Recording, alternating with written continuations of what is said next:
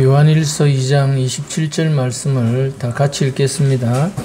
너희가 주께 받은 바 기름 부음이 너희 안에 거하나니 아무도 너희를 가르칠 필요가 없고 오직 그의 기름 부음이 모든 것을 너희에게 가르치며 또 참되고 거짓이 없으니 너희를 가르치신 그대로 주 안에 거하라. 다음 구절 요한복음 14장 26절 말씀. 보혜사 곧 아버지께서 내 이름으로 보내실 성령 그가 너희에게 모든 것을 가르치고 내가 너희에게 말한 모든 것을 생각나게 하리라. 아멘. 제가 여러분들과 함께 하면서 가장 첫째로 강조하는 것은 우리는 성령님 한 분께만 배운다. 그 말씀을 여러 번 자주 반복해서 합니다. 이미 이 원고를 가지고 계신 분들도 계실 터인데 이 원고를 아직 받지 못하고 오늘 처음 받는 분도 있을 것입니다. 그래서 이 내용의 말씀을 되새깁니다.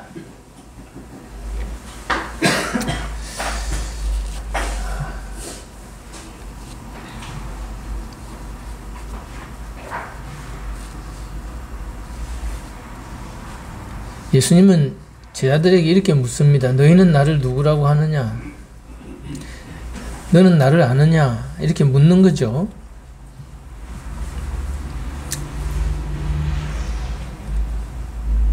제가 한 번씩 불교 얘기를 해서 여러분들이 혼란을 겪을 수도 있을 터이고 또 설교에 왜 꼭 저런 말을 해야 되나라고 하는 생각을 할 수도 있을 것입니다.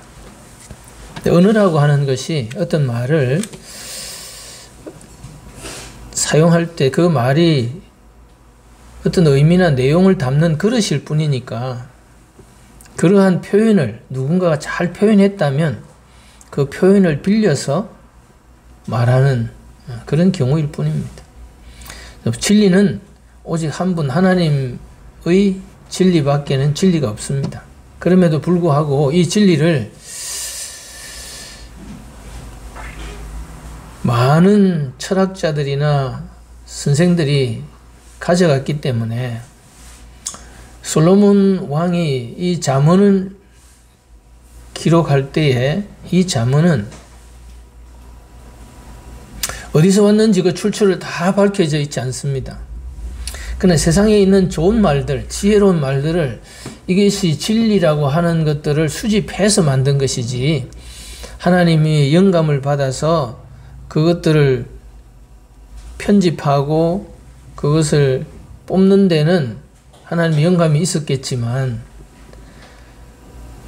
그 진리들이 하나님께서 또박또박 불러주는 대로 쓴 것은 아닙니다. 그러면 그 당시나 그 이전이나 그 주변의 많은 나라들 속에서 그러한 지혜의 말들이 좋은 말들이 많이 쓰여지고 있던 그 말들 중에서 뽑혀왔을 거예요. 그럼 그 좋은 말들은 언제 시작되었느냐? 하나님이 사람을 창조하시고 아담과 하와 이후에 자손들이 퍼지면서 서로 그 진리를 나누어 가진 것입니다. 그래서 세상에 있는 진리들을 쓰죠. 제가 드린 말씀 중에 하나가 자등명, 법등명이라는 말을 썼습니다. 인생은 그런 것 같습니다. 등불이 하나 있는데 그 등불이 불이 붙여서 그 등이 제 기능을 할 수 있는 역할을 하고 그 등의 빛을 보고 자기가 자기 갈 길을 제대로 잘 찾아가는 것, 그게 인생이다. 저는 그렇게 생각합니다. 그런 말이 성경에 있을까요? 있습니다. 주의 말씀은 내 발의 등이요 내 길의 빛이다. 그렇게 말씀하셨습니다. 사실 그들이 신고 있는 신발 끝에 등불을 달고 걸어 다니기도 하고 등을 들고 길을 가기도 하고 과거에는 그랬습니다. 제가 어릴 때는 저는 거창서 태어나서 거창 산골에서 좀 살았습니다. 오늘날 이런 도시가 아니고 저 깊고 깊은 산골 10리 15리 걸어서 들어가야 되는 깊은 산골이기 때문에 전기도 없고 달도 없는 날이 되면 자기 발 앞이 안 보입니다. 그런 캄캄한 길에 빛을 비추고 가는 자기 등이 있어야 그 길을 갈 수가 있겠죠. 인생은 그와 같습니다. 근데 이 등이 빛을 밝히려고 할 때 어떻게 밝혀지느냐? 자기라고 하는 자기 존재 안에 하나님이 들어오셔서 내가 여기 있다라고 그분의 존재를 밝힐 때 우리가 등에 빛이 들어오는 겁니다.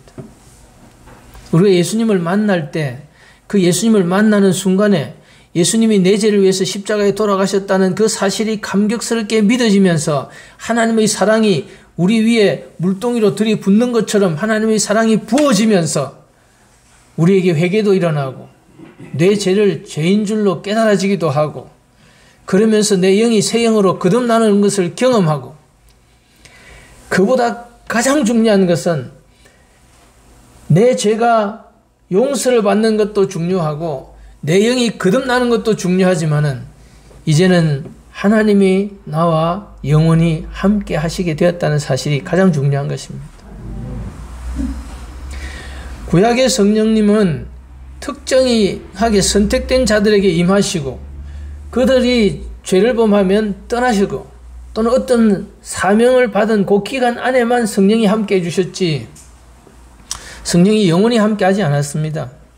신약의 성도들 예수님 밖에 살다가 예수님 안에 들어와서 예수님을 만나는 순간 우리 안에 들어오신 성령님은 영원히 떠나지 않습니다. 우리가 죄를 범한다고 해서 성령이 떠나지 않습니다. 성령의 불이 꺼질 수는 있습니다. 성령이 존재하시나 그분의 어떠하심을 드러내어서 우리로 하여금 그 성령을 경험적으로 알게 하고 누리게 하고 체험케 하는 일이 중단될 수는 있습니다. 그것은 우리가 전적으로 육신에 빠졌을 때 그러한 일들이 일어납니다. 그렇지 않다면 예수님을 믿은 사람은 반드시 하나님이라고 하는 존재를 그분이 현존하는 여기에 있다. 그리고 그분의 마음, 그분의 사랑, 그분의 원하심, 그분의 존재하심 이런 것들을 우리에게 느끼게 해주는 여기에 불덩어리가 있다. 그러면 그 불을 느끼는 게 당연합니다. 아, 따뜻하구나. 캄캄한 데서 등을 켜면 밝아졌구나 하는 걸 느낄 수 있는 것처럼 하나님을 느끼는 것이 영의 기능입니다. 몸도 아니고 마음도 아니고 이 영은 하나님은 영이신데 영이신 하나님을 영으로 느낄 수 있는 것은 우리의 영이 거듭나서 새 영이 되는 순간부터입니다. 예수님이 이 땅에 오시는 것은 죄에서 우리를 구원하는 것이 최종 목적이 아닙니다. 예수님이 이 땅에 오셔서 우리를 구원하시는 것은 하나님이 우리와 함께 할 수 있게 해주기 위한 것입니다. 죄는 하나님과 우리의 관계를 끊어놓습니다. 사람 사이에도 이 사람이 저 사람한테 죄를 지으면 관계가 깨어집니다. 어떤 경우는 전혀 죽을 때까지 회복되지 못하는 그런 관계가 깨어질 수도 있습니다. 죄는 하나님과 우리 사이에도 그런 관계를 깨트리는 굉장한 파괴적인 힘을 가지고 있습니다. 이것이 우리 인생의 절대적인 근본적인 문제입니다. 이 세상에 왜 불행이 있습니까? 왜 고통이 있습니까? 왜 저주가 있습니까? 왜 슬픔이 있습니까? 왜 이런 악한 일들이 있습니까? 모든 세상의 문제의 가장 근본 문제는 죄의 문제입니다. 그 죄의 문제는 어떤 것이냐? 하나님과 우리의 관계가 끊어졌다는 거예요. 전기기선이 연결되어야 전기가 들어오고 수도관이 연결되어야 수돗물을 쓸 수 있는데 하나님으로부터만 생명과 하나님으로부터만 은혜와 하나님으로부터만 사랑과 하나님으로부터만 축복이 올 수 있는데 그것이 끊어지면은 그것이 사망입니다. 영적인 사망에서부터 이 세상에 모든 저주와 불행과 고통이 찾아온 것이다. 그렇게 말할 수 있는 것입니다. 그러므로 죄를 해결해야 되는데 이 죄를 해결하면은 어떤 목적이 있느냐? 그것은 하나님과 우리가 다시 함께 할 수 있기 위하여서 죄 문제를 해결해야 된다라고 하는 것입니다. 우리는 스스로 우리가 그 죄 문제를 해결할 수 없기 때문에 하나님께서는 하나뿐인 아들 예수 그리스도를 이 땅에 보내셔서 우리의 죄를 대속하시고 우리를 그 멸망에서 건져주시고 하나님과 함께하는 영생을 주셨습니다. 많은 사람들이 예수님을 믿고 난 뒤에 하나님이 어디 계시냐, 하나님의 현주소를 묻고 있습니다. 하나님의 현주소는 4가지라고 그랬죠. 첫째는 무엇입니까? 하나님은 이 세상에 아무것도 없고 만들어진 세계가 아무것도 없던 때 저절로 스스로 있던 그 어떤 세계에, 그 영원한 세계에 하나님만 존재하던 그 세계에 계시던 그 하나님의 하늘나라가 있고, 하나님은 새 하늘과 새 땅도 지금 짓고 있는 중입니다. 그 하나님 나라만 있던 존재에서 하나님은 영계를 창조하시고 이 세상 만물을 창조하시고 사람을 창조하셨습니다. 하나님은 어떤 분이냐? 요즘 이 세상을 보면, 현대 우리 사는 삶을 보면 참 이해하기 어렵습니다. 예를 들어서 이런 분들이 어떤 불법적인 일을 저질러서 대법원에서 판결이 났습니다. 또 앞으로 판결 날 일도 있지만, 그래서 어떤 결과들이 일어났습니다. 근데 그것을 보는 양극단의 세력들이 있습니다. 한쪽 편에서는 이렇게 말합니다. 저건 틀렸다. 저건 불법이다. 저러한 일은 있어서는 안 된다. 저것은 죄다. 이렇게 말을 합니다. 상대편에서는 두 종류의 부류가 있습니다. 죄는 맞지만 그 죄를 죄라고 다루는 방법이 너무 가혹하다. 틀렸다. 이게 뭔 죄냐? 다 그러고 사는데 죄였다 하더라도 나는 이 사람 편을 들 것이고 이 사람과 함께 할 것이고 이 사람을 끝없이 지지할 것이다. 자, 그 전까지는, 만일에 법원의 판결이 나기 전까지라면은 이게 뭐가 죄가 되노? 다 그렇게 사는데 뭐 그게 죄가 된다 하더라도 뭐 나는 그 사람을 좋아할 것이고 그 사람을 지지할 것이고 그 사람이 되어야 된다. 한쪽에서는 절대 그럴 수 없다. 그건 죄다. 그거는 법을 어기는 것이다. 이렇게 말을 할 겁니다. 자, 이런 경우에 다 기준이 다르다는 거예요. 다 기준이 다르다. 이런 시대적인 배경이 있었습니다. 이런 시대적인 배경이 어디에 있느냐? 사사기라고 하는 성경을 보면 나옵니다. 사사기라는 성경에 보면은 이렇게 되어 있습니다. 백성들이 각기 소견에 옳은 대로 행하였더라. 그 말은 각기 소견에 옳은 대로 행하였다는 말은 다 자기 소견이 있다는 거예요. 자기 주장이 있고 자기 생각이 있다는 거예요. 그런데 다 지가 옳다는 거예요. 누가 옳다고 옳은지 틀린지를 판단해 줄 수 있는 기준이 사라져 버린 거죠.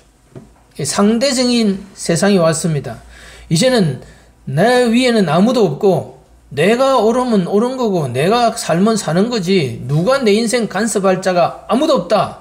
그러니까 내 위에 아무도 없는 세상이 오고 나면은 권위도 인정을 하지 않고 아무것도 인정하지 않습니다. 내 생각이 항상 옳습니다. 내가 좋으면 좋은 거고 내가 싫으면 싫은 거고 나를 좋아하면 내 편이고 나를 싫어하면 이거는 내 편이 아니야. 저기야. 간단한 개념들이죠. 굉장히 흑백입니다. 오른쪽 아니면 왼쪽이니까 좌파 아니면 우파 딱 나누어져 있습니다. 이런 세상을 살기가 참 힘이 듭니다.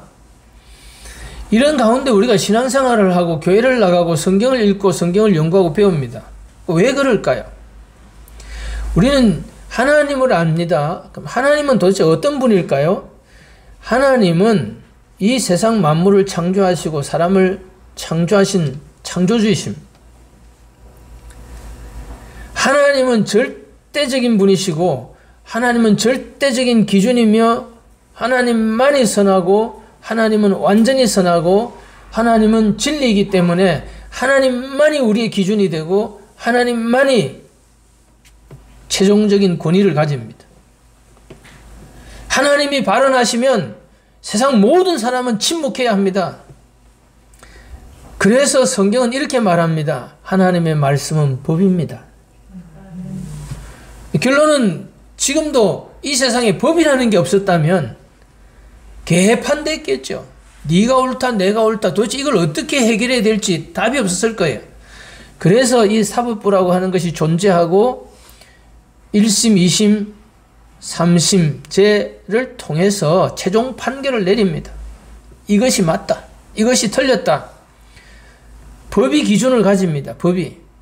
법은 다 맞냐? 법도 사람이 만든 것인데 그러나 법이 옳고 틀리는 걸 떠나서 첫째 법이 없다면 어떻게 되느냐? 무법천지가 될 것이고 그것은 세상에 힘이 있는 자들만이 힘을 행사할 수 있는 짐승보다 못한 단계로 왜? 짐승은 그래도 IQ라도 낮지만 지능이라도 낮지만 사람은 지능이 높기 때문에 이 지능 높은 사람이 악해진다면은 이것은 말로 표현할 수 없는 변태적이고 파괴적인 행동을 하게 되는 겁니다. 요즘 러시아가 우크라이나를 침공해서 민간인들을 이유 없이 학살하는 걸 보면 저것들은 인간이 아니지. 인간 이하지. 그것도 과학이라고 하는 굉장한 지능을 개발해서 폭탄이라는 것을 제조해서 무고한 사람들을 일시에 한 방에 학살합니다. 있을 수 없는 일들이죠. 그래서 차라리 짐승은 그렇다고 하더라도 사람이 만일에 타락하고 악해지면은 그것은 걷잡을 수 없습니다. 거기서 그치는 게 아니고 지능의 문제가 아니라 그 뒤에는 사탄 마귀라고 하는 귀신이 존재하기 때문에 그것들은 악을 먹고 살고 잔인함을 먹고 살고 파괴력을 통해서 힘을 키우는 존재들이기 때문에 이 세상에 말할 길이 없습니다. 그래서 무법하다, 법이 없다, 그것은 있을 수가 없고 있어서도 안 되는 세상입니다. 나이가 드신 분들은 한 번을 경험해 보았을 것입니다. 박정희 대통령이 돌아가시고 전두환 씨가 집권하기 전에 무법천지 같은 잠깐의 시간이 있었습니다. 세상이 어떻게 돌아갈까? 무서웠던 시절이 있었습니다. 그래서 사람은 말합니다. 악한 법이라도 법이 있어야 된다. 나쁜 법이라도 법이라는 게 있어야 된다. 자, 우리 안에 내 생각도 있고 10명을 만나면 10명이 이래야 된다, 저래야 된다, 아니야, 이렇게 해야 된다 라고 하는 선생 노릇을 할 수 있는 사람들이, 말씀들이, 가르침들이 세상에는 수도 없이 많습니다. 그러나 그 가운데서 이 길이 바른 길이고 이 길로 가야 한다라는 것을 우리에게 말씀하고 내가 그 길을 선택하고 그 길로 가려고 하는 것은 하나님만이 절대적이고 최종적인 권위를 가지고 진리를 통해서 우리에게 말씀하는 겁니다. 그래서 하나님은 악도 만들지 않고 하나님은 거짓도 만들지 않는데 이 거짓이 어디서 왔으며 이 악이 세상에 어떻게 시작되었습니까? 간단합니다. 선하신 하나님을 떠날 때 악이라는 것이 만들어졌고 진리이신 하나님을 불순종할 때에 거짓이라는 게 만들어졌습니다. 이 거짓의 아비가 마귀입니다. 마귀는 지금도 존재하고 마귀는 지금도 그 일을 계속하고 있기 때문에 나라고 하는 여기 앉아 계시는 한 분 한 분 속에도 진리도 있지만 얼마나 많은 거짓이 우리 속에서 있어서 내 틀린 생각을 나는 옳다고 믿고 살아가고 있는지 모른다는 거예요. 그런데 우리가 예수님은 길이요 진리요 생명이라고, 예수님은 우리한테 약도 하나를 던져주고 야 네가 잘 찾아와라, 길 잃어버리지 말고, 그렇게 한 게 아니라 내가 길이다, 이제부터 내가 너와 함께하며 그 길을 인도할 것이고 그 마지막 목적지까지 반드시 내가 너와 함께할 것이다. 그분이 직접 와서 가이드가 되어서 우리를 이끌어 가겠다는 거예요. 어떻게 오셨느냐? 영으로, 진리의 영이신 보혜사 성령님으로 우리 안에 직접 들어오신 것입니다. 그래서 하나님은 영원 전부터 계시던 그 영원한 처소인 하늘나라에 하나님이 계신 것이 현주소의 첫 번째. 두 번째는 하나님이 어디에 계십니까? 무소부재하다고 하나님은 시공간을 떠나서 어디든지 계실 수 있는 분입니다. 과거에도 계시고 지금도 계시고 장차에도 미래에도 지금도 계십니다. 그건 시간적으로 과거, 현재, 미래지 영원한 위에서 본다면 과거나 미래나 현재나 다 현재일 뿐입니다. 한눈에 하나님 눈에는 다 들어오겠죠. 그래서 그분은 전에도 계시고 이제도 계시고 장차 오실 분인데 그분은 영원하신 분이죠. 그래서 어디든지 계세요. 세 번째는 어디 계시느냐? 믿는 자들의 마음속에 계십니다. 마음 안에 우리의 영의 자리가 있고 우리 속에 성령님이 계세요. 그래서 아직도 어떤 교회가 예배당을 성전이라고 말을 하면은 그냥 그 교회를 포기해버리는 게 낫습니다. 그래서 형제가 그동안 몇 교회를 순례를 했는가 봐요. 그래서 영적인 이 현재 상편을 보고 교회가 이렇습디다 저렇습디다 그런 얘기를 해주시더라고요. 그 좋은 경험이라고 생각합니다. 그래서 저는 여러분들이 아시다시피 오늘이 오기 전까지 아마 수십 번은 100번은 못 돼도 모르죠. 100번이 됐는지도 모르겠습니다.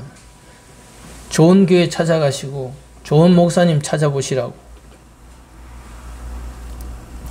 다녀봐야 됩니다. 찾아가 봐야 됩니다. 그리고 오직 한 가지 이유 때문에 그 교회를 다니셔야 됩니다. 성령님께서 너는 이 교회에 다녀라. 우리는 영적인 계절이 있기 때문에 내가 지금 이 교회에 있어야 될 계절인가? 이제는 내가 이 교회를 떠나야 될 계절인가? 자기가 그것을 잘 알아서 그 순례길을, 그 여행자의 길을 잘 따라가야 됩니다. 그건 누가 결정하느냐? 성령님이 하세요. 성령님이 하세요.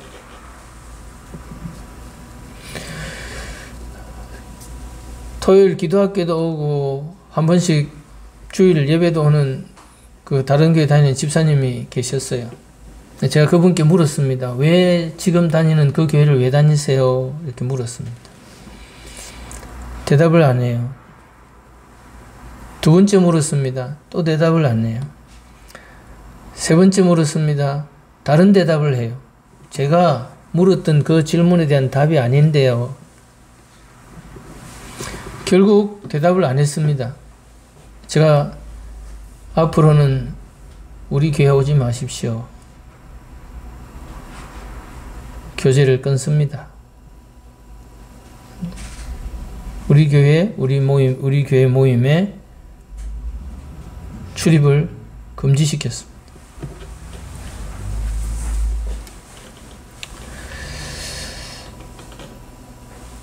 우리가 예수님을 믿고 난 다음 믿게 되는 것도 매우 중요하고 예수님을 믿고 난 다음의 신앙생활도 매우 중요합니다.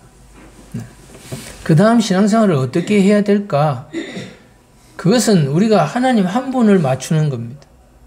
그 하나님 한 분에게 맞추어 살아야 된다. 왜? 그분이 하늘에도 계시고 어디든지 계시지만은 지금 어디에 와 계신다고요? 내 안에 와 계시면 나의 가장 큰 어른이세요. 그분은 최종적인 권위를 가지고 있고 절대적인 권위를 갖고 있는 분입니다. 그분 말을 듣고 살아야지 내가 그분 한 분 말 말고 누구 말을 들어야 되겠어요? 당연한 거 아닙니까? 그게 이상합니까? 그런 주장을 하고 그런 가르침을 한다는 게 이상하냐고요. 거기에서 모든 신앙생활이 시작되는데 그 첫 번째 단추를 바로 끼우게 하지 않으면은 사람들은 무법한 천지가 되어서 내가 머리인 줄 알고 내가 좋으면 좋고 내가 싫으면 싫은 식으로 신앙생활 하는 것이 처음부터 끝까지 갈 수 있어요.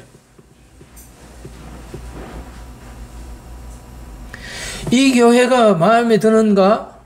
괜찮네. 좀 한번 다녀볼까? 아이 뭐 별 수 없네. 뭐 처음엔 좀 신선해 보이더니 뭐 별거 없네. 또 어디 뭐 좀 신선한 데 없나?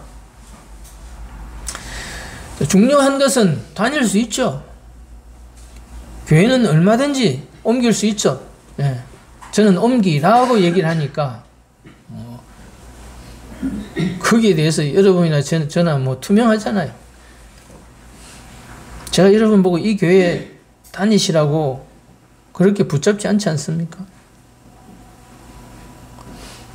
가장 중요한 것은 그 일에 대해서 감사하게 생각합니다. 왜? 여러분이 선택하셔서 있기로 선택해서 있는 것이고 어느 날 가기로 선택해서 가시면 저는 그걸 100% 존중합니다. 그래야 된다라고 제가 제 신앙관이 그러하기 때문입니다. 인간적으로 붙잡고 싶은 사람이 있다 하더라도 주님이 가자 해서 간다면 당연히 가야죠.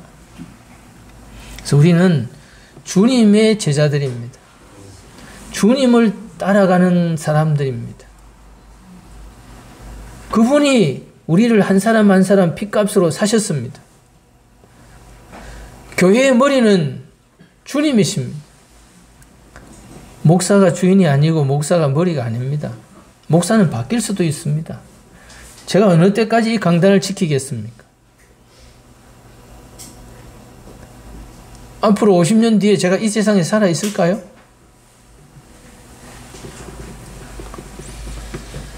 (66이면) 많이 살았죠. 많이 살았죠. 참 오래 살았죠. 한 번씩 그런 생각이 듭니다. 아, 내 나이 66, 참 많이 살았구나. 오래 살았네. 지금 그만 산다고 해도 아무 후회될 것도 미련을 가질 것도 없지. 그동안 산 것만 해서도 충분히 감사하다.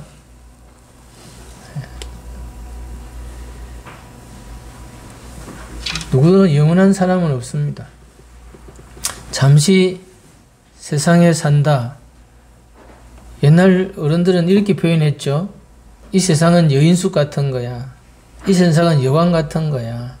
우리가 어디 출장을 가든 소풍을 가든 여행을 가가지고 하루나 이틀이나 뭐 하다못해 한 달이라도 그곳에 산다고 하지만 여기는 영원한 집이 아니에요. 바퀴벌레가 나올 수도 있어요. 뭐 좀 물이 잘 안 나올 수도 있어요. 불편할 수도 있어요. 그러나 잠깐 있으면 내 편하고 내 마음대로 할 수 있는 집으로 갈 수 있다는 내 본향이 내 집이 기다리고 있기 때문에 그거 별로 무시하지 않습니다. 거기는 다 안 갖춰져 있어도 불편하지 않습니다.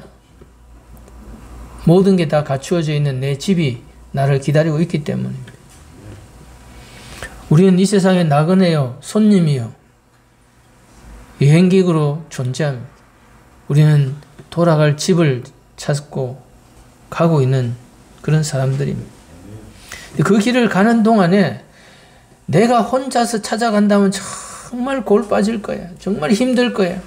오늘은 어떻게 살아야 되지? 어디로 가야 되지? 무엇을 해야 되지? 일마다 어떻게 해야 되지? 무엇을 해야 되지? 어디로 가야 되지? 이런 질문, 이런 고민을 안 하는 사람들이 누가 있겠어요? 그런 고민을 잔뜩 안고 산다. 그거 간단하죠. 하나는 내 안에 계신 하나님. 그분이 나의 가이드로 함께 살고 계시니 그분과의 교통이 열려야 되죠.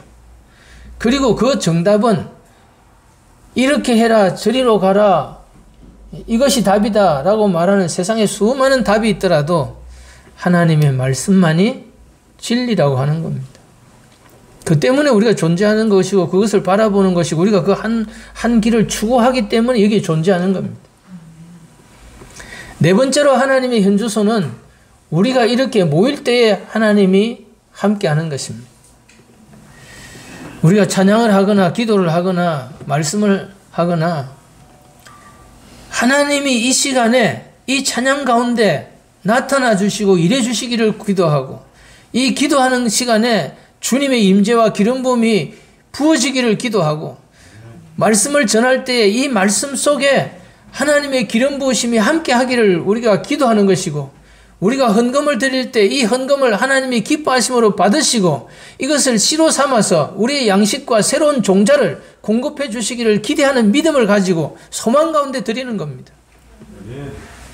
모든 것이 하나님과 연결되어 있고 그분을 향해서 그분을 상대함으로 찬양도 기도도 헌금도 말씀 듣는 것도 다 존재하는 겁니다. 이 시간 안에서 이 공간에 임하시는, 여기에 현존하시는 그 하나님, 모일 때에 임하시는 그 하나님을 경험하지 못하고 하나님의 역사하심이 나타나지 않고 말씀을 통하여 나에게 말씀하시는 그 하나님의 음성을 오늘 나에게 주시는 말씀을 못 듣는다면 그 예배는 꽝이에요. 허탈한 마음으로 돌아가야 됩니다.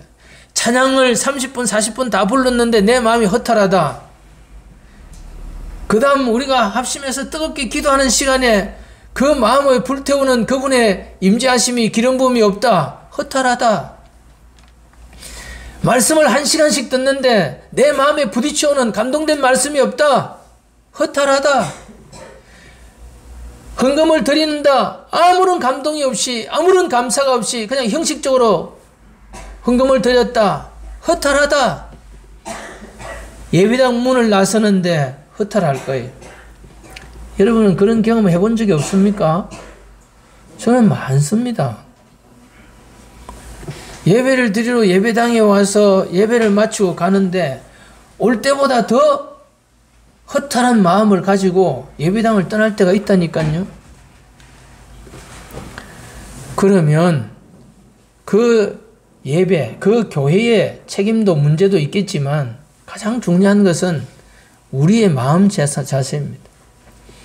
겸손한 사람에게 은혜가 되지 않는 일은 존재하지 않습니다. 내가 얼마나 높아져 있는지를 깨닫고 낮아져야 된다는 사실을 첫 번째 깨달아야 됩니다. 그리고 하나님을 의지하여 그분께 구하면 그분은 반드시 우리를 인도하십니다. 반드시 은혜를 주십니다. 그러면 신앙생활을 하면서 나는 예수님을 만났다는 분명한 체험이 있는 것이 1번이고 그 다음 두 번째로는 우리 안에 계신 성령님을 발견하는 겁니다. 아, 내 안에 계시는구나. 이제는 하늘에 있는 하나님을 찾는 것도 아니고 어떤 위대한 영적인 거인들과 함께하는 대단한 목사님들과 함께하는 그분의 하나님을 찾는 것도 아니고 구약에서는 부르고 있죠. 아브라함의 하나님, 이삭의 하나님, 야곱의 하나님 이런 식으로 부릅니다. 그러나 우리가 에베소서에 들어가면은 어떻게 부르고 있습니까? 우리 주 예수 그리스도의 하나님, 영광의 아버지, 나의 하나님으로 돌아오는 겁니다. 누구누구의 하나님이 더 이상 필요 없어요. 예수님을 믿고 난 뒤에는 하나님이 나의 아버지고 내가 그분의 아들과 딸이 되었기 때문에 그분은 나의 하나님이세요. 어디에 가야 그런 위대한 주의 종을 만나야 내게 어떤 영적 체험을 주는 분이 아니고 그분과 함께하는 하나님이 지금 내가 모시고 있는 그 하나님이고 사복음서에서 그 많은 병자를 고치고 귀신들을 쫓고 기적을 행하시던 그 예수님이 지금 내 안에 영으로 들어와 있는 그 예수님이고 아브라함과 함께 하셨던 그 하나님이 지금 내 안에 들어와 있는 그 하나님이시고 여호수아와 함께 하시고 해와 달을 멈추던 그 하나님이 지금 내 안에 들어와 계시고 그때 여리고성을 무너뜨리던 천사들이 지금 우리를 돕고 있는 그 천사들입니다. 그게 우리의 믿음이에요. 그러니 우리가 어떤 다른 것을 쳐다보는 것이 아니라 지금 내 안에 계시고 지금 나와 함께하는 이 하나님의 임재가 열리고 그것이 더 생생하도록 생명력이 있고 실제화가 되는 것을 추구하는 것이 우리가 할 일입니다. 그것을 체험하는 현장이 예배에 함께 모여드리는 예배의 시간이고 내가 하나님을 기다리는 기도를 드리는 시간이고 그분의 임재를 추구하는 시간이고 기도하는 시간이고 말씀을 묵상하는 시간이고 그래서 기도는 일방적으로 내 할 말만 하고 끝나는 게 기도가 아닙니다. 기도는 쌍방통행적으로 대화식으로 내가 묻고 하나님 나에게 대답하고 하다못해서 하나님이 나에게 주시는 어떤 영감을 내가 깨달을 수 있도록, 아, 하나님이 이렇게 하기를 원하시는구나. 그것은 생각으로, 느낌으로, 감으로 오는 겁니다. 그것은 영의 언어입니다.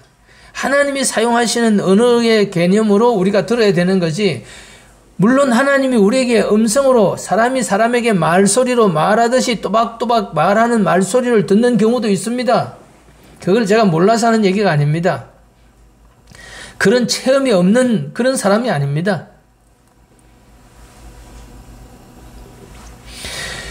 이제는 분명한 한 가지 신약의 성도들이 알아야 될 사실 하나는, 하나님이 여기 있다 저기 있다가 아니고 하나님이 내 안에 있다는 거예요. 모든 성도들이 깨어나야 됩니다.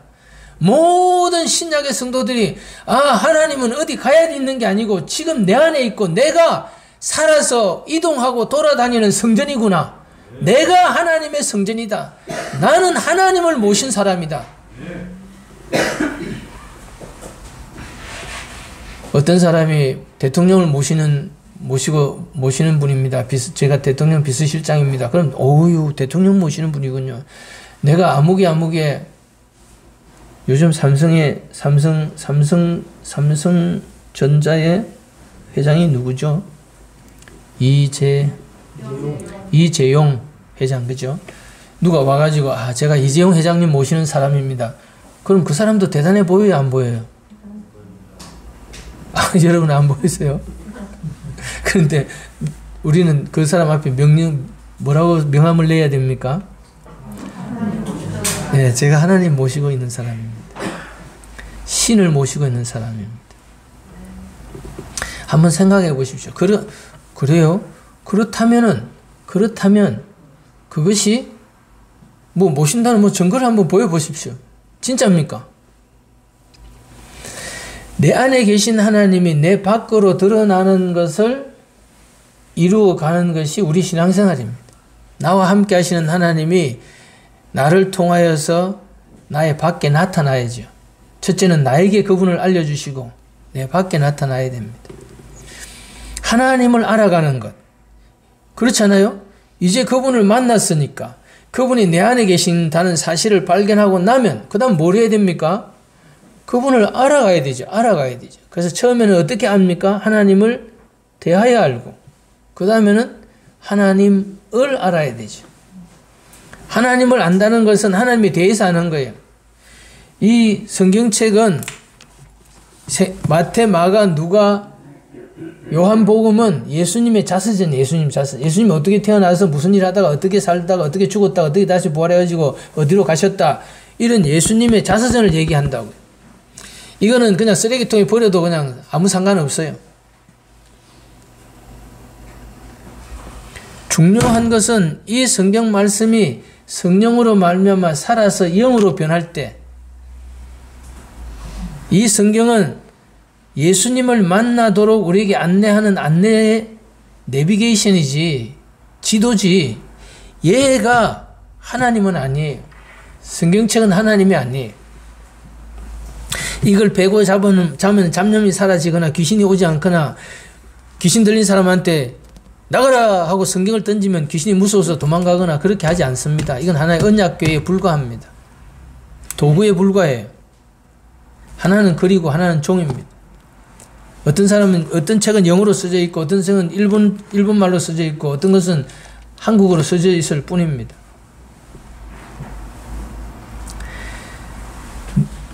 그러나 이 성경을 통하여 말씀하시는 하나님을 우리가 알고, 두 번째는 그 성경을 통하여 그분에 대하여 말씀하시는 그 말씀을 경험적으로, 체험적으로 알아가는 것이 필요하다 이 말이죠. 그것이 우리가 추구하는 겁니다. 하나님을 알아가려고 하는 것. 하나님을 아는 것이 영생인데, 이 영생을 주려고 했는데 하나님을 경험하고, 하나님과 함께하고, 하나님의 사랑을 경험하고, 하나님의 가진 것을 경험하고, 하나님의 능력을 경험하고, 하나님의 영광을 경험하고, 하나님의 거룩함을 경험하고, 하나님의 사랑을 경험하면서 사는 것이 신앙생활이란 말이죠. 그분이 멀리 있는 게 아니고 하늘에 있는 것이 아니고 내 안에 와 있다는 사실을 발견하는 순간 나라고 하는 존재의 등이 켜지는 겁니다. 자등명, 법등명, 주님이 내 안에 계시다는 순간을 딱 따그닥 하고 깨달은 것이 주님의 빛으로 비치는 순간 나에게 등에 불이 켜지는 것처럼 환하게 주님이 내 안에 계시는구나. 저 사람, 저 교회, 하늘, 어디서 어떤 역사가 일어난다. 어디서 뭐 뒤집어지는 역사가 일어난다. 다 좋다 이겁니다. 그걸 부정하지 않습니다. 그러나 그 일을 하시는 그분이 지금 뭐라고요? 내 안에 있고 나와 함께 하신다. 이 사실보다 더 중요한 게 없습니다.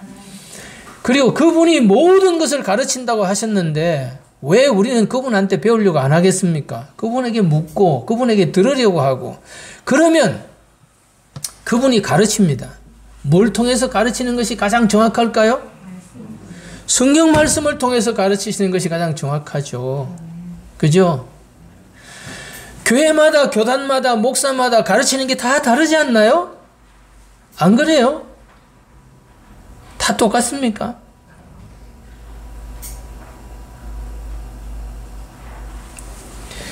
같은 본문을 놓고도 이분이 가르치는 것, 저분이 가르치는 것이 다를 때가 많아요. 안타깝죠.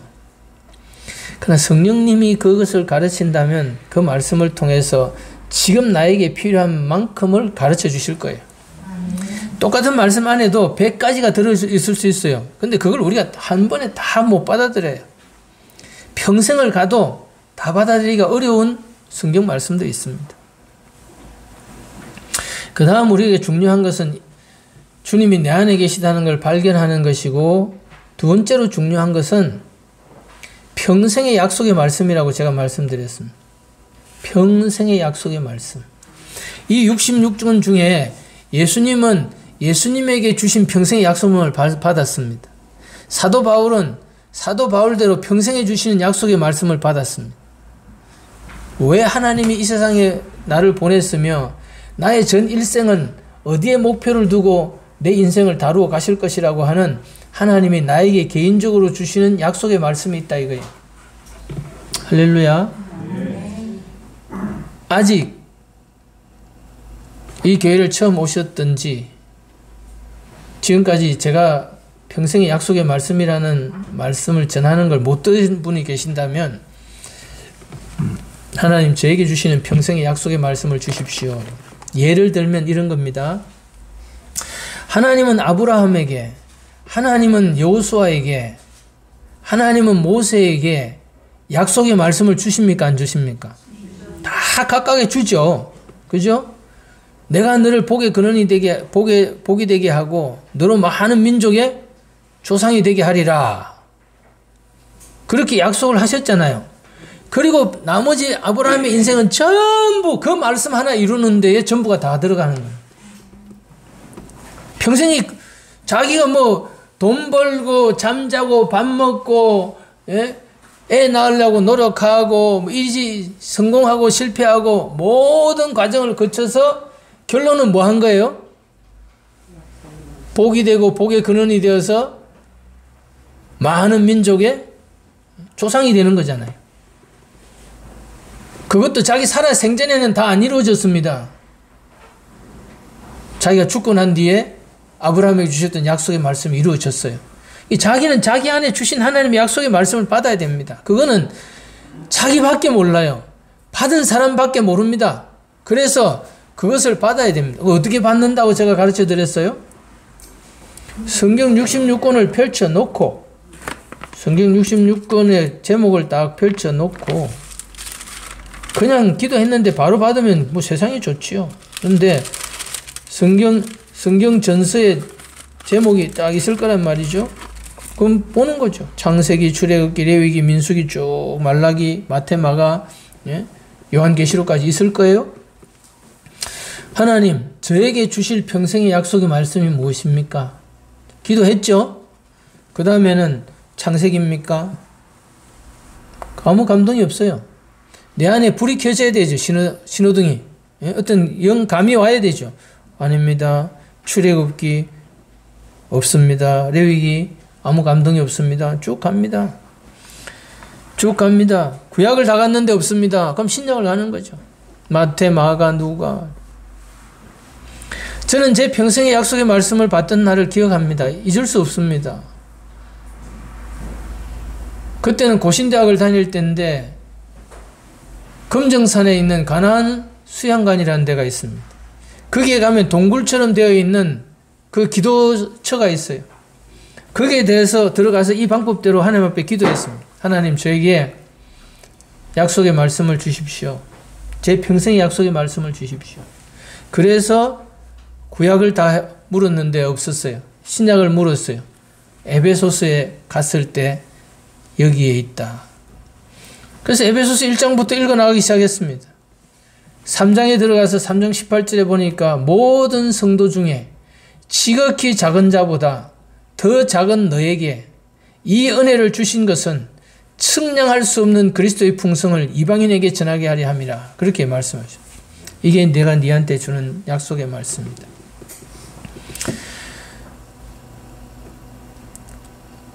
제 인생의 모든 시간은 이 말씀의 전반부를 보내고 있습니다. 지금도.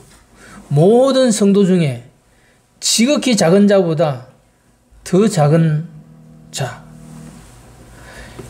모든 성도들 중에서 가장 부족한 사람들보다도 더 부족하고 모든 성도들 중에서 가장 완악한 자들을 중에서도 가장 완악한 자를 섬기는 것이 네가 할 일이다. 그 말씀하시는 것 같아요.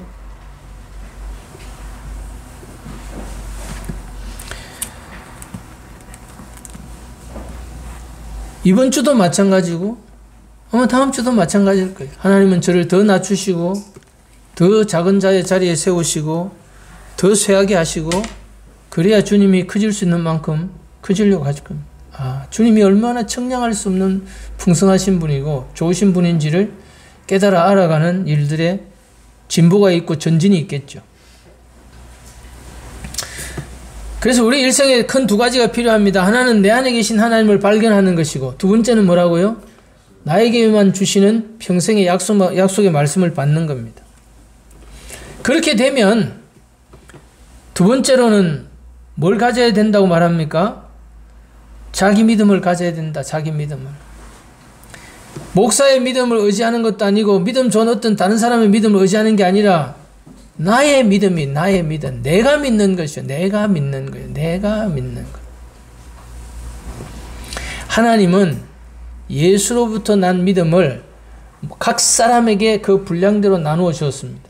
그러니까 예수님을 믿을 수 있고 구원받을 수 있고 제사함 받을 수 있고 거듭날 수 있도록 하기 위해서는 반드시 믿음이 필요한데 어느 날 어느 순간 우리가 부지불식간에 이해하지 못하고 깨닫지 못하는 어느 날 그분이 어떠한 그분의 방법으로 우리의 속에다가 믿음이라는 걸 선물로 주신 거예요. 본래부터 내가 갖고 있던 게 아닌데 그래서 나는 믿어지게 된 거예요. 이 신비는 이해할 수 없지만은 그분이 나를 구원하시는 첫 번째 방법 중에 하나가 성령님을 통해서 나에게 믿음을 선물로 주신 거예요. 예수님의 어떠하심을 우리에게 계시하는 순간 그분으로부터 나한테 믿음이 선물로 넘어온 거죠. 그것이 없으면 그리스도의 사람이 아닙니다. 그러면 모든 사람들은 반드시 자기 스스로 확정해야 될 게 하나 있는데 나한테는 뭐가 있다고요? 믿음이 있다는 거예요. 중요한 것은 그 믿음을 쓰느냐 쓰지 않느냐의 차이일 뿐입니다. 그래서 반드시 기억해야 될 것은 나한테 뭐가 있다고요? 믿음이 있다는 거예요. 나는 믿음이 있다는 거예요. 예수님은 그래서 제가 항상 하는 질문이 있어요. 어떤 부인이 남편 보고 이는 믿음이 없어요 라고 말한다든지 어떤 본인이 자기에게 나는 믿음이 없습니다 이렇게 말을 하면 제가 꼭 묻는 질문이 있어요. 이렇게 묻습니다. 하나님은 안 믿으십니까? 그럼 그 사람이 뭐라고 말해요? 하나님 믿습니다. 예수님을 안 믿으십니까? 뭐라고 여러분 보고 만약에 묻는다고 칩시다. 이 시간 예수님을 안 믿으십니까? 예수님 믿으시잖아요. 문제가 뭡니까? 지금 이제 대답을 했잖아요. 난 예수님 믿습니다. 그럼 뭐가 있는 거예요? 믿음이 있는 거잖아요. 근데 중요한 것은 그렇게 자기가 믿음이 있다는 것을 한 번은 확정을 딱 안 짓는다는 거예요. 그게 뭐냐? 확신이라는 겁니다. 믿음과 확신의 차이라는 것은 믿음이라는 건 이런 거구나 하고 알고 있는 것이지만 확신이라는 것은 나는 믿는다는 거예요. 세상 사람이 다 믿어도 나는 믿어! 그게 자기 확신이라는 거예요. 확신에 서야 되는 겁니다. 예수님을 만나고 믿음의 길을 들어선 다음에 우리에게 가장 중요한 한 가지 사실이 뭐냐면 확신이에요. 남이 뭐라고 아니라고 말하든 간에 나는 이것이 사실이라고 이 말씀이 그대로 되리라고 나는 뭐라고요? 믿는다는 거예요. 나는 믿는다는 거예요. 누가 뭐래도 나는 믿는다는 거예요. 그것이 확신의 단계에 들어가줘야 됩니다. 그거는 언제 오느냐? 나한테는 뭐가 있다고요? 믿음이 있다고요. 그리고 두 번째는 더 나아가면 뭐가 필요하죠? 믿음으로 사는 게 필요하죠. 믿음으로 사는 것. 믿는다는 것하고 확신 가지는 게 다르고 확신을 가진다는 것과 믿음을 가지고 산다는 건 다른 문제입니다. 갈라디아서 2장 20절에 뭐라고 말합니까? 내가 그리스도와 함께 십자가에 못 박혔나니 그런 적 이제는 내가 산 것이 아니요 오직 내 안에 그리스도께서 사는 것이라. 나를 사랑하사 나를 위하여 자기 자신을 버리신 아들을 믿는 믿음 안에서 사는 것이라. 그 믿음 안에서 사는 것, 그 믿음으로 사는 것. 우리가 고린도후서 13장 5절 말씀을 한번 볼까요? 찾았습니까? 같이 읽읍시다. 너희는 믿음 안에 있는가? 너희 자신을 시험하고 너희 자신을 확정하라. 예수 그리스도께서 너희 안에 계신 줄을 너희가 스스로 알지 못하느냐? 그렇지 않으면 너희는 버림받은 자니라. 너희가 스스로 알지 못하느냐라고 하는 것의 차이를 다시 한번 설명을 드릴게요. 자, 교회를 다니면 대부분 이렇게 생각합니다. 예수님은 우리 안에 계십니다. 예수님은 이제 어디 계십니까? 내 안에 계십니다. 이렇게 답을 하잖아요. 왜? 그렇다고 배웠으니까. 그렇잖아요? 근데 그게 중요한 게 아니다는 거예요. 그 단계에 머물면 안 된다는 거예요. 신앙생활을 그렇게 10년, 20년 살면 안 된다는 거예요. 여기서 고린도 교회는 이미 예수님을 만났고 성령 체험이 있고 예수님을 믿는 사람인데도 불구하고 고린도후서 13장 5절에는 뭐라고 말을 하냐면 네가 확정을 지어라. 네가 확신을 가져라. 누가 네한테 예수님이 네 안에 있다고 말해주는 것을 듣고 알고 믿는 그 수준이 아니고 네가 직접 가서 보니까 확인해 보니까 내 안에 계시더라 이거예요. 그것이 뭐라고요? 너희가 스스로 아는 거다. 이걸 뭐라고 하느냐? 확신한다는 거예요. 남이 다 없다고 그래도 나는 있다는 거예요. 나는 예수님이 성령으로 내 안에 계신다는 거예요. 하나님이 내 안에 있다는 거예요. 그걸 내가 확인하는 시간을 나는 가졌다는 거예요.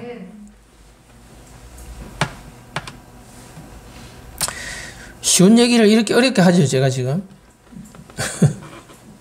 다 아는 얘기를 굉장히 어렵게 하잖아요. 왜? 다 아는데 뭐 아는 얘기인데. 그런데 왜 아는 얘기를 또 할까요? 여기서. 그러면서 네가 스스로 알아야 된다고. 그것을 확인하고 확실한 증거를 발견하라고 얘기하잖아요. 그것을 찾아서 머리로 아는 게 아니라 내가 하나님에 대하여 알았던 걸 내가 체험하여 알면은 달라진다니까요.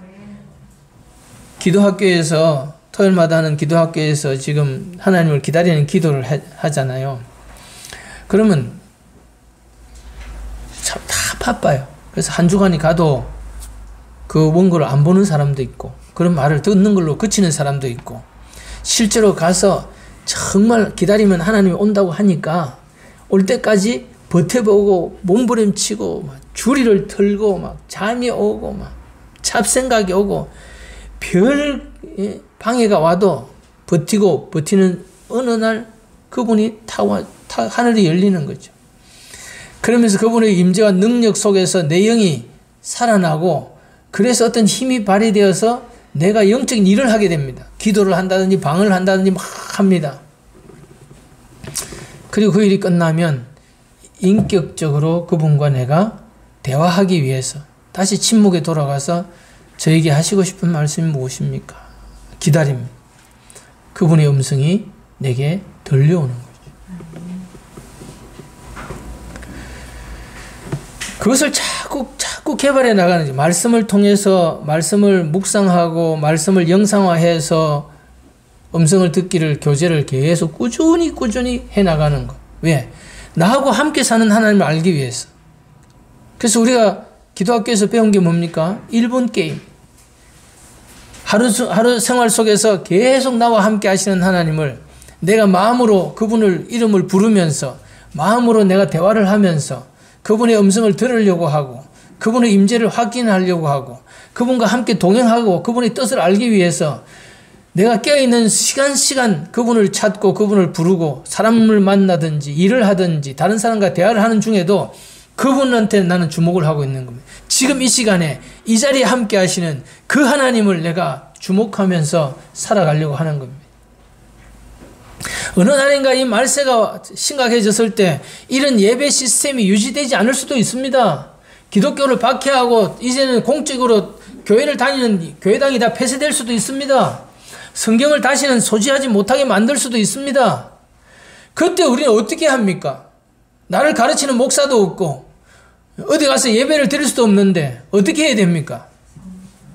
내 안에 그 하나님이 계신데 내가 성전인데 내가 화장실에 가면 그곳에 있고 내가 잠을 잘 때도 나는 잠을 자도 그분은 나와 함께 하시고 그 하나님의 임재가 어느 날 이 빈 등만 있고 등불이 꺼져 있던 나에게 불이 탁 켜지듯이 내 안에 그분이 계시네 하고 스스로 확신이 일어나는 확정되는 순간이 탁 열리는 이후로 그분의 임재는 영원히 꺼지지 않는 불처럼 물론 내가 육신에 빠졌을 때는 그분의 임재를 잃어버릴 수 있습니다.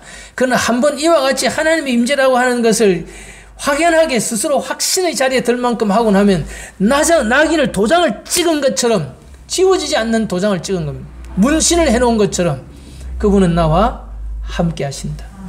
그리고 그분의 음성을 듣고 친밀한 교제를 넣는 방법들을 배워서 꾸준히 나와 함께 하시는 그분과 대화하는 방법들을 배워나가고 24시간 동행하기를 사모한다면 신앙생활은 어디 가서 어디든지 됩니다. 물론 우리가 지적으로 알아야 될 진리의 지식에 대해서는 얼마든지 배워야 되고 성경을 읽어야 되고 올바르게 말씀을 해석하여 가르치는 교회를 다니면서 복음적인 진리를 배워야 되는 건 당연한 일입니다. 그럼 목사를 통해서 배우는 거 아닙니까? 목사를 통해서 배우지요. 목사를 교회 안에 세우신 분이 누굽니까? 하나님이 세우시고 예수님이 세운 거 아닙니까? 에베소 4장에. 그러나 그들이 가르치는 게 아니라는 거예요. 그들이 나한테 가르치는 게 아니라는 거예요. 성령님이 그들을 사용하실 뿐이죠. 그래서 그건 매우 중요합니다. 도구들이 자기 마음대로 자기 하고 싶은 대로 자기 말을 하면은 그건 들을 필요가 없는 말입니다. 하나님의 진리의 말씀을 대언해 줄 수 있어야 되죠. 지가 하고 싶은 말을 하는 게 아니라 하나님께서 말하라고 하는 말을 하는 것, 그것이 목사의 책임입니다. 하나님은 이 말씀을 통하여 무엇을 말씀하려고 하시는가? 그게 전해야 될 설교의 핵심 주제입니다. 물론 듣기 좋도록, 깨닫기 좋도록 어떤 요리를 하고 정말 들을 때 정말 신선하고 정말 쏙쏙 귀에 이해되고 그러면 더 좋죠. 우리의 마음 바탕이 겸손해져서 하나님의 음성을 들으려고 하면 아무리 투박하게 말하고 아무리 어렵게 말하는 가운데 있다 하더라도 하나님이 성령이 우리 안에서 말씀하시기 때문에 깨달아진다고요. 제가 여러 번 반복해서 말하는 것처럼 목사는 여러분 밖에서 말하는 자입니다. 그러나 성령님은 여러분 안에서 말씀하시는 분. 여러분 안에서 이 시간 말씀해 주심이 없다면 아무 의미가 없는 거예요. 속으로 깨달아지면서 속으로 비춰주시고 속으로 나에게 알게 해주시는 그 깨달음이 없다면 한 시간 밖에서 누군가가 막 소리만 지르고 누군가 말하는 그 공해 같은 소리를 듣다가 끝나는 거예요. 내 마음은 공허하겠죠. 내 마음에 부딪혀오는 내 마음에 말씀하시는 그분의 말씀이 내 안에 깨달음으로 와줘야 된다 이 말입니다. 하나님은 무엇을 통해 지나가는 강아지를 통해서 말씀하실 때가 있습니다. 그럴 때 그게 안 잊혀져요. 개가 나한테 보여준 그 한 가지 장면이 평생에 안 잊혀져요. 왜? 하나님이 그 일을 통해서 나한테 교훈을 주셨기 때문에. 꽃을 통해서, 저 들에 피어있는 백합화를 통해서, 저 날아가는 공중의 새를 보고 예수님은 깨달음을 얻고 하나님의 음성을 들었습니다.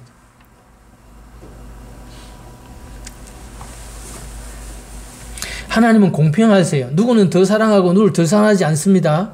왜? 그걸 어떻게 알 수 있습니까? 누구에게는 함께 하시고 누구에게는 함께 안 한다. 그러면 불공평할 거예요. 어떤 주의 종에게 함께 하든 어떤 하나님의 사람에 함께 하든 그 하나님과 똑같은 하나님이 누구와 함께 하세요? 지금 나와 함께 한다는 이 사실, 이거보다 더 영광스럽고 이거보다 더 충분하고 이거보다 더 나를 기쁘고 만족하게 할 것은 세상에 존재하지 않습니다. 내가 누구와 비교할 가치가 없어요. 물론 내가 누구랑 비교할 때 그것을 비교하면 부족하고 덜 떨어지고 모자라는 것들이 얼마든지 많을 수 있습니다. 그러나 한 가지는 분명한 것은 내가 아무리 부족하더라도 그 부족함과 아무 상관없는 만큼 너무나 크고 충만하신 그분이 나와 함께 한다는 사실입니다. 그걸로 충분하지 않습니까? 우리 인생이에요. 그래서 우리는 내가 가진 자원, 내 기술, IMF 이 어려울 때 뭘로 어떻게 사십니까?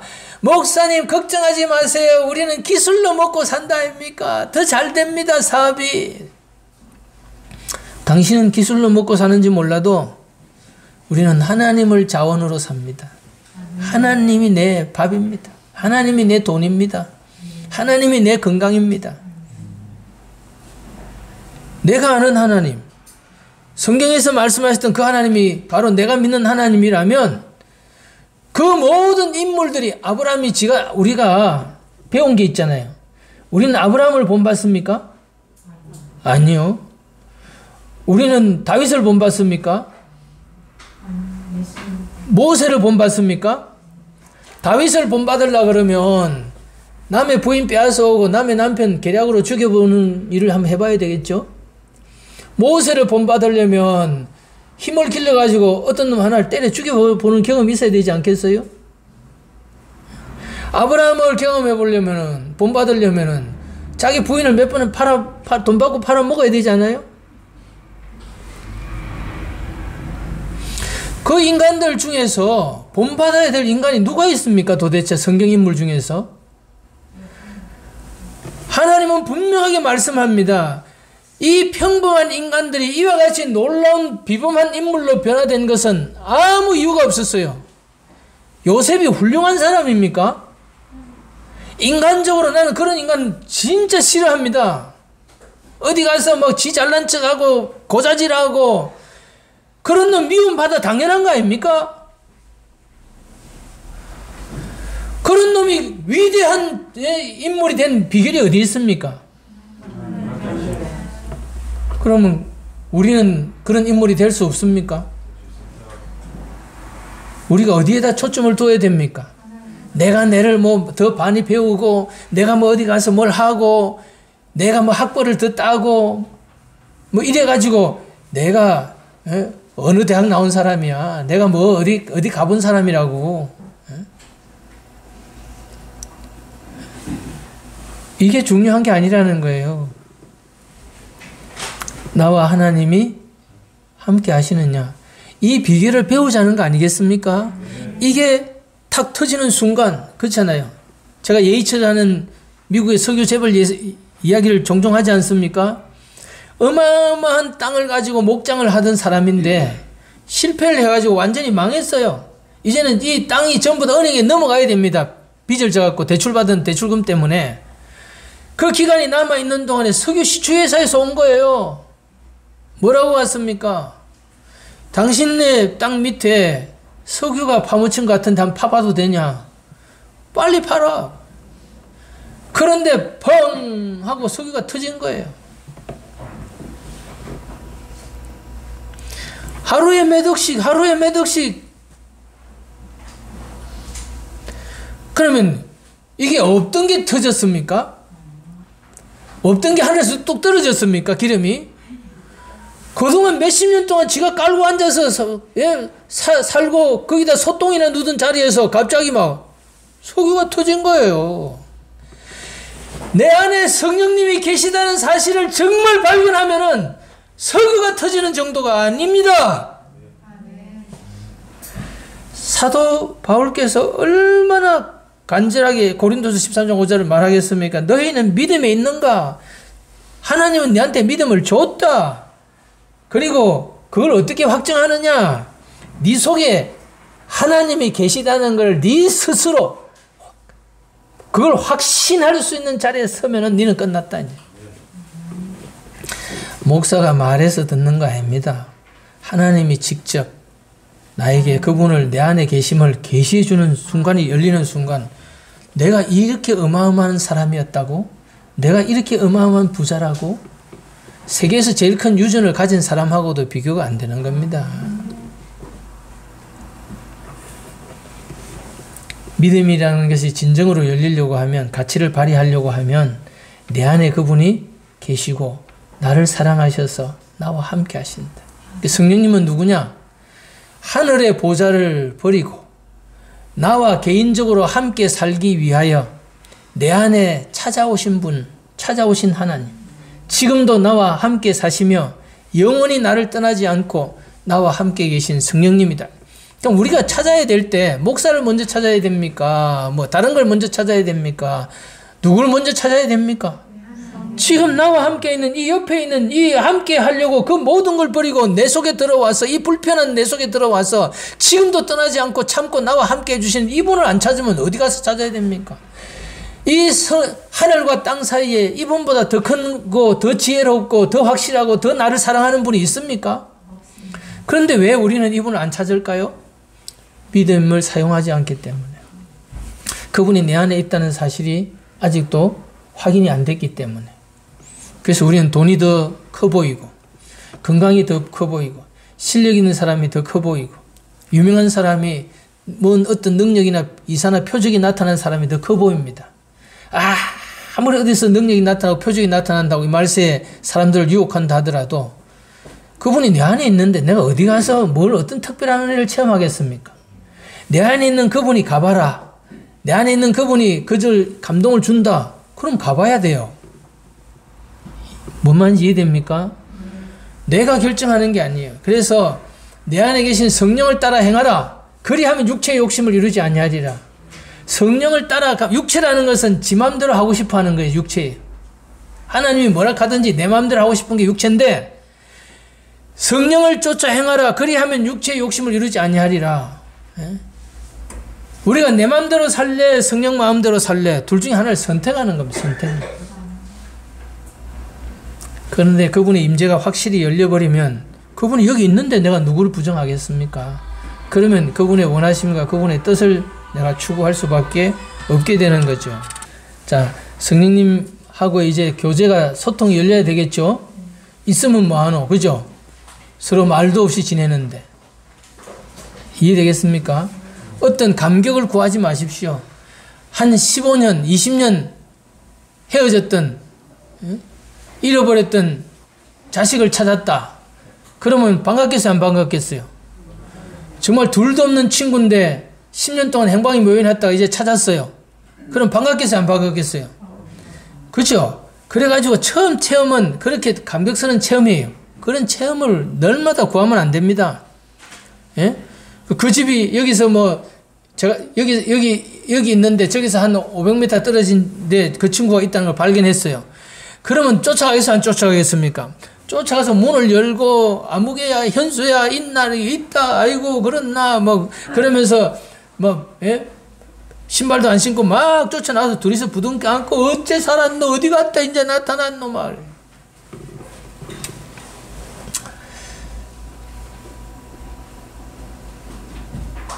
매일 밤 매일 하루도 안 걸르고 매일 와서 자기 집 대문을 발로 차고 누구야 이름을 부르면 그렇게 매일 벗은발로 뛰어나가겠습니까? 매일 그렇게 하지는 않겠죠. 그래서 어떤 극적인 체험을 하나님한테 자꾸 구하려고 하는 게 아니라 인격적인 소통, 교제가 되도록 추구를 하는 것이 맞다. 그런 말이에요. 할렐루야. 이것이 하나님을 추구함입니다. 하나님을 사모함입니다. 이것을 간절하다고 말을 합니다. 자기 안에 이 마음이 식어지면 그 사람은 이미 심각한 중대한 위기에 있습니다. 우리가 이 자리에 있는 것도, 우리가 성경책을 읽는 것도, 우리가 어떤 경건서적을 읽는 것도, 우리가 기도를 하는 것도 그분을 더 원하기 때문에, 그분 때문에 우리가 하는 것이지 다른 일이 있으면 안 됩니다. 이 배고픔이, 이 목마름이, 이것이 식어지는 순간에 우리는 끝나는 겁니다. 그것이 냉담에 빠진다라고 말을 하는데, 우리가 무관심해지고 열심히 안 나타나고 사모함이 없다. 그분을 향한 갈망이 없다. 하나님을 대한 배고픔, 하나님을 향한 목마름이 없다. 그 사람 끝난 거예요. 그런 경우에 그걸 회복하는 방법도 아무것도 없습니다. 여호와를 앙망하는 겁니다. 하나님이 오시도록 기다리는 것밖에 없어요. 기다리고 기다리고 기다리면 그분이 오세요. 무슨 생각이 나면 생각을 다 버리면 됩니다. 아셨죠? 할렐루야. 자, 제가 성령님 한 분만 따라가야 된다. 평생의 약속의 말씀에 자기 인생이 다 거기에 걸려 있다. 그리고 자세한 세부적인 내용들은 원고에 다 나와 있으니까 공부를 하시고요. 5페이지 5번에 보면 육신에 속한 그리스도인과 영에 속한 그리스도인이라 되어 있잖아요. 그죠? 그런데 이것을 두고 정말 저는 몇십 년 동안 고민하고 연구하고 이분 저분의 말들을 듣습니다. 그래서 원리적인 걸 설명하려고 하면은 다 설명할 수 있습니다. 육신이 뭐고, 예? 육신이라고 하는 말이 처음에 성경에 어디 써 있다 그랬죠? 창세기 6장 3절이죠. 그죠? 아담과 하와의 범죄 이후에 사람이 뭐가 됐습니까? 육체가 되었죠. 육체는 뭡니까? 성령님이 여호와의 신이 떠난 사람을 뭐라고 부른다고요? 육체라고 부른다 그랬습니다. 육체라고 부른다. 이 육체의 문제가, 즉 하나님이 없이 단독으로 살아가고 있는 인생의 불행과 비극의 문제가 전 성경에 해결해야 될 문제예요. 예? 무슨 말인지 이해됩니까? 성경의 대주제는 뭐냐면 이 육체에 빠져있는 각기 소견대로 자기 뜻대로 자기 마음대로 살아가고 있는 이 인생을 병을 고치는 거란 말이죠. 그러니까 이 자기가 중심이 되어서 선악의 중심이 되어서 자기 좋은 대로 자기 싫은 걸 안 하고 자기 좋은 대로 살려고 하는 이 자체가 육신인데 이 육신에서 모든 죄들이 나온다는 거예요. 모든 죄를 만들어내는 죄의 공장이 육신인데 이걸 어떻게 파쇄하고 이 부분에서 어떻게 내가 해방을 받느냐라고 하는 것은 예수님의 십자가인데 예수님의 십자가의 최종 목적은 성령님이 우리와 함께 하는 거다 이거예요. 우리 죄를 용서하는 게 십자가의 최종 목적이 아니고 예수님이 십자가에 달려 죽으신 목적은 우리의 죄 때문만이 아니라 죄를 해결해서 성령님이 우리에게 오실 수 있게 하는 길을 열려고 하는 겁니다. 그래서 성령을 쫓아 행하라. 성령이 답이라는 게 성령이 답이라는 거예요. 어떻게 하면 육신으로 살지 않고 어떻게 하면 죄 안 짓고 살까? 온갖 방법을 얘기하고 우리 인간의 구조를 설명하고 원리를 설명하고 다 좋다 이거예요. 그게 나중에 메커니즘으로 어떻게 해야 될 거에 대한 지혜에 대한 답은 되지만 성령이 답이 안 되고 성령을 확인하지 못하고 성령과의 교통이 안 열려있는 사람이라면 그 다 소용이 없다는 거예요. 아무리 큰 공장을 하고 이거를 돌리면은 어떤 물건이 만들어져 나온다는 그 제품을 만든다는 게 다 있다더라도 동력이 파워가 거기에 공급이 안 되면 공장이 안 돌아간다는 거예요.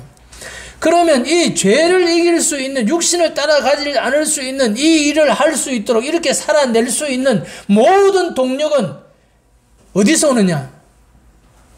성령으로부터 오는 겁니다. 성령이 오시면 이게 돌아가요. 된다는 거예요. 이게 된다는 거예요. 그 메커니즘이 공장이 돌아가서 이제는 좋은 제품을 만들어내고 그런 나쁜 불량품을 안 만들어낸다 이 공장이. 성령님 한 분이 뭐라고요? 우리의 답입니다. 그래서 성령님의 존재를 확인하고 그 성령과의 교통이 열리고 그분을 동행하고 그분을 쫓아가는 삶을 살기 위하여 기도라는 게 필요한 겁니다. 그거는 남이 대신해 줄 수 있는 일이 아니잖아요. 지 속에 지가 있는 그걸 그걸 지가 확인하지 누가 확인해? 네가 스스로 알아야 되는 거지요. 스스로 알아야 된다는 말은 자기 혼자 알아야 된다는 그 말은 자기가 그것을 발견해서 스스로 자기 나름의 증거를 가지고 확신이 서라 이 말입니다.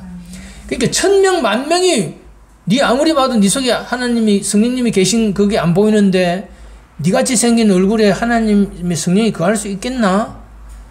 만약 이렇게 묻는다면 그럼 뭐 내 얼굴 보고 성령님이 들어오시는 거 아니잖아요.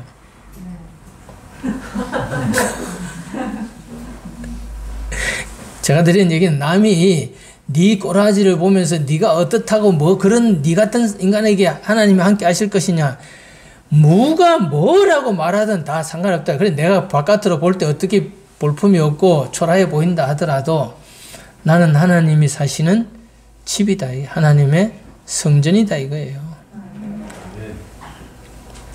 집은 좋은 집도 있고 흐름한 집도 있을 수 있어요. 그러나 중요한 것은요.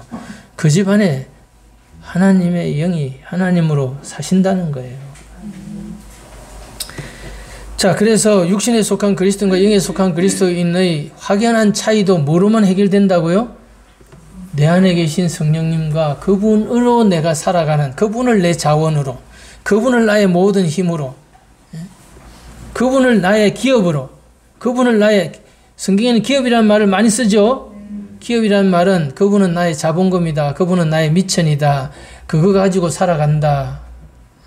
주님이 나의 생활비다 이 말이. 이해되겠습니까? 뭘로 생활하냐? 성령으로 생활한다. 그 말입니다. 이때 승리의 생활이 오는 거고 성화가 이루어지는 것이고 그렇다. 자, 마지막으로 죽은 종교의 특징은 뭐냐? 뭐라고요? 사람이 사람에게 가르치고 배우는 거다. 모세의 자리에 앉아있다. 예수님이 바리새인들을 저주했죠. 화 있을진저. 왜 그랬습니까? 하나님이 안 가르친 걸 저가 가르쳤거든. 하나님이 안 만드신 율법을 저가 만들어서 사람들을 지키게 하고 사람들을 속여서 사람들이 율법을 지키고 있다라고 착각하게 만들었기 때문에 하나님을 사랑하고 있지 않는데 사랑하고 있는 것으로 착각하게 만드는 것들, 이게 전부 다 뭐예요? 거짓 종교다, 거짓 신앙이다, 거짓 신앙 체계가 있다 말이죠. 율법주의, 기복주의. 이해됩니까? 종교를 상대하지 마라. 우리는 기독교를 받아들인 게 아니다. 우리는 교회를 믿는 게 아니다. 우리는 목사를 추종하는 게 아니다. 우리는 뭐라고요? 예수님을 모신 사람들이다. 우리는 성령님을 모신 사람들이다. 우리는 성령을 따라가는 사람들이다. 무슨 말인지 이해됩니까? 그거 하나가 확실하게 되어 있으면 오늘 내가 동쪽을 가도 성령 따라가면 상관없어요. 지옥을 가도 성령 따라가면 상관없어요. 이해되겠습니까?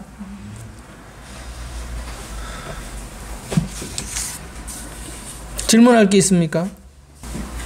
판단 기준이 뭐 하다고요?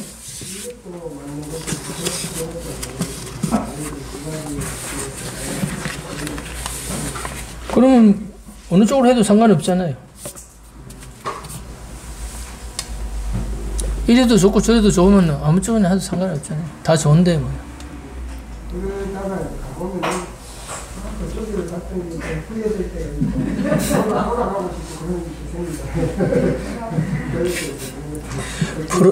프로스트라는 시인이 그렇게 시를 썼어요. 근데 모든 건 합력하여 선을 이루시기 때문에 내 실수마저도 하나님이 또 유익하게 쓰실 수 있다고 믿으시면 되죠. 예. 사람이 어떻게 한 발도 안 틀리고 바로만 갈 수 있습니까? 좌로나 우로나 치우치지 않는 게 맞지만 좌로도 가보고 우로도 가보는 게 인생 아닙니까? 예. 그래서 너무 완벽주의적으로 매여 살 필요는 없습니다. 실수를 했으면 실수한 대로 그럴 수 있잖아요.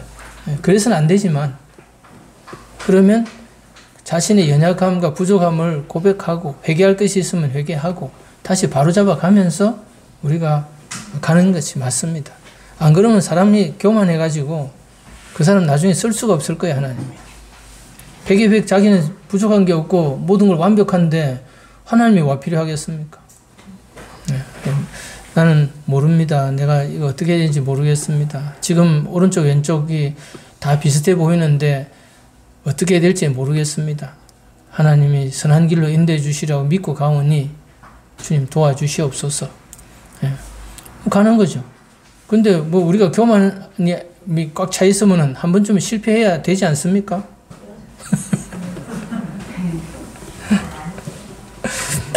망하는 것도 유익이 될 때 있지 않느냐 이 말씀.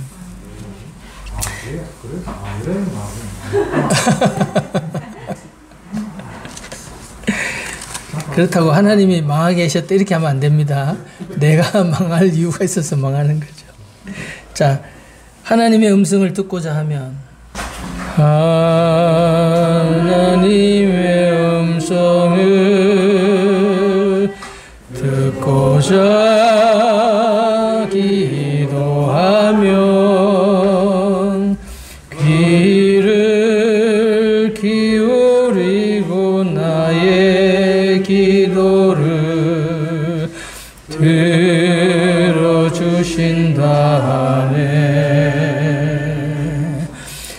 깊은 웅덩이와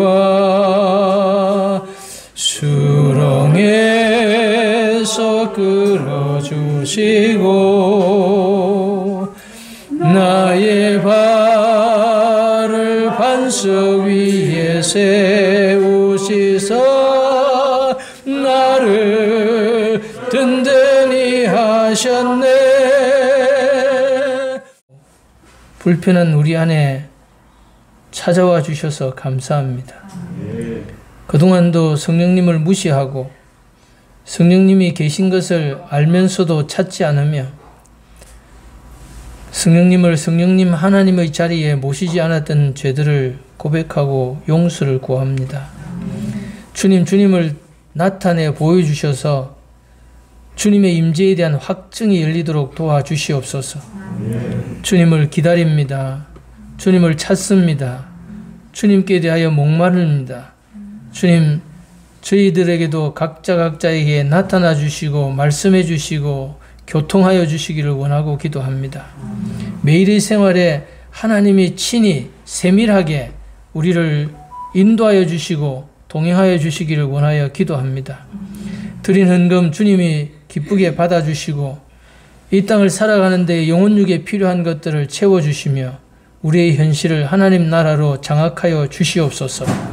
성령이 임하시는 그날 나타나심이 이루어지는 그때 하나님이 나라를 경험케 하실 것을 믿사오니 우리의 심령에, 우리의 가정에, 우리의 생활 현장에 주님의 다스리시고 함께 하심이 나타나시기를 구합니다. 감사하고 예수님의 이름으로 기도하옵나이다. 아멘. 할렐루야. 이번 한 주간도 성령님이 함께 하시는 한 주간 되시기를 주님의 이름으로 축복합니다. 지금까지 영상 시청해 주셔서 감사합니다. 영상이 유익했다면 구독, 좋아요를 눌러주시고 지인들을 초대해 주셔서 함께 은혜 나눠주세요. 여러분의 작은 섬김이 하나님이 기뻐하시는 복음의 씨앗이 됩니다. 예수님의 이름으로 사랑하고 축복합니다. 또 만나요.